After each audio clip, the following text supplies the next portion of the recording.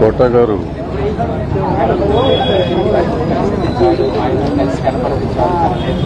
ఎవరు పోయినా మాట్లాడాలంటేనే బాధగా ఉంటుంది. ఎందుకంటే వీళ్ళందరితో ఉన్న అనుబంధం చాలా ఎక్కువ ఒక్కొక్కరితో. కానీ వాళ్ళ కోట గారు నాకు ఆల్మోస్ట్ 86లో అనుకుంటా అరుణకిరణం సినిమాతో పరిచయం. ఆ రోజు నుంచి ఈ రోజు వరకు అన్న అన్నని ప్రేమగా చూసే మనిషి నా మధ్యలో. ఇదే ఇల్లు, మా ఇల్లు ఎదురుగుండా ఆఫీస్ ఉండేది. నాకు దగ్గర 7-8 ఏళ్ళు ఎదురు బదురు ఇంట్లో ఉండేవాళ్ళం. సినిమా ఇండస్ట్రీకి చాలామంది వస్తారు, సినిమాలు వేషాల కోసం వస్తారు, లేకపోతే డబ్బుల కోసం వస్తారు, ఏదో చేస్తారు. ఫ్యాషన్తో వచ్చేవాళ్ళు చాలా తక్కువ మంది ఉంటారు. అందులో ఒకడు కోట గారు. ఆయన వేషం అంటే పాతరం నటులంతా అట్లాగే ఉండారు. తర్వాత వచ్చిన తరం, మా తరం వచ్చినాక వచ్చిన కోట గారు కమిట్మెంట్, క్యారెక్టర్ ఎలా ఉంటుంది, క్యారెక్టర్లో డైలాగ్ మాడ్యులేషన్ ఎట్లా ఉంటుంది, గెటప్ ఎట్లా ఉంటుంది, ఏజ్ క్యారెక్టర్ చేస్తే ఎట్లా అని 750 సినిమాలు చేశాడు.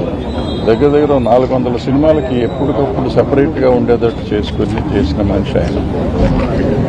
ఆయన వేషం వేయటమే కాకుండా ఆ సినిమాని గురించి కానీ, సినిమా సక్సెస్ నిర్మాతను గురించి, సాటి నటుల గురించి, సినిమా ఇండస్ట్రీ గురించి ఎక్కువ ఆలోచించే మనిషి.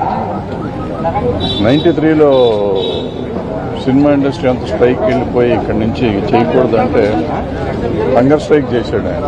ఇక్కడ మన ఫిల్మ్ నగర్ సొసైటీ ఆఫీసులో స్ట్రైక్ 8 రోజులు హంగర్ స్ట్రైక్ చేశారు. వద్దని చెప్తే కూడా వినకుండా చేశారు.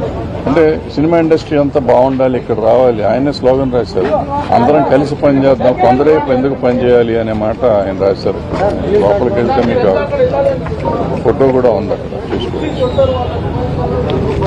అంటే సమాజం బాగుండాలి అంటే తను ఉండే వ్యవస్థ బాగుండాలి, వ్యవస్థలో అందరూ బాగుండాలి అనుకుని తాపత్రయపడ్డ మనిషి. తర్వాత సినిమాని పూర్తిగా ప్రేమించిన మనిషి, సంపూర్ణ నటుడు, సంపూర్ణ వ్యక్తి అయిన కోట శ్రీనివాసరావు నాకు మంచి మిత్రుడు, సోదరుడు. ఆయన మన మధ్య లేకపోవటం నాకు చాలా బాధాకరంగా ఉంది.